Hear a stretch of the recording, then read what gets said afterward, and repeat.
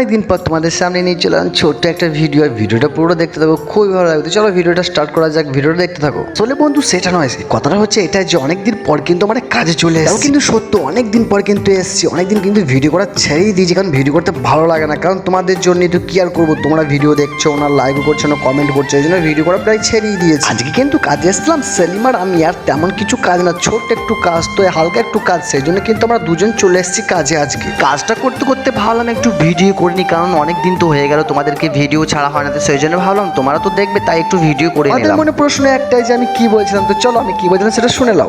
থালা হাঁড়ি ধোবে সেই জন্য করেছে, ভেতরে ধোয়া হয়, তার সত্ত্বেও এখানে করে কিছু মানে বাসন দিয়ে হাঁড়ি করে বলে। আর ওটা দেখতে পাচ্ছ, ওটা হচ্ছে কাপড় কাচে, সেই কাপড় কাচে, তাও আবার টাইলিশ দিয়ে সেটাকে এত সুন্দর করে করেছে। গ্রামে তো করবে না, গ্রামে টাকাটা বেশি মাইসব করবে না।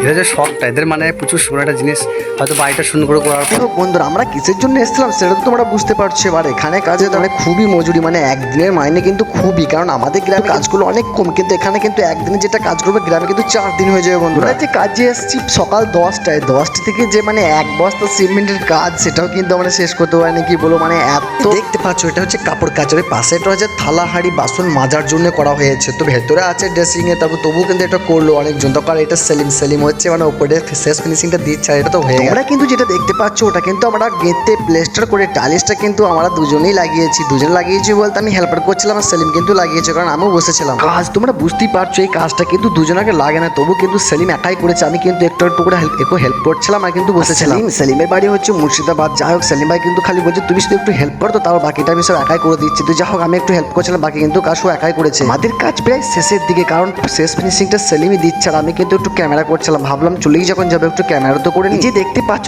টাইলের বেস্ট, মানে যে ঘরে টাইল লাগিয়েছিল নতুন ঘর, তো টাইলের যেগুলো পড়েছিল বাকি অংশগুলো কিন্তু এখানে রেখে দেওয়া হয়। কাজটা করতেছি তার কারণ হলো একটাই, যে কি আমরা এই যে বাড়িটা দেখতে পাচ্ছ বন্ধুরা, এই বাড়িটা কিন্তু গত 4 মাস হয়ে গেল আমরাই প্লেস্টার করেছি। কিন্তু একটা কথা মনে রাখতে হবে, এত বড় বাড়ি যখন আমরা প্লেস্টার করেছি, তাহলে একটুখানি কাজ কারণ অন্যজনা করবে না, তাই সেই জন্য আমাদেরকে কিন্তু ফোন করে ডাকা হয়েছিল, সেই জন্য আমি আর সেলিম এসেছিলাম। বন্ধুরা, আমার সকল বন্ধুদেরকে বলি, তোমরা সকলেই কিন্তু খুব ভালো থেকো, তোমাদের জন্য আবার নেক্সট ভিডিও নিয়ে চলে আসবো, তার জন্য একটু ওয়েট করতে হবে বন্ধুরা। বাই।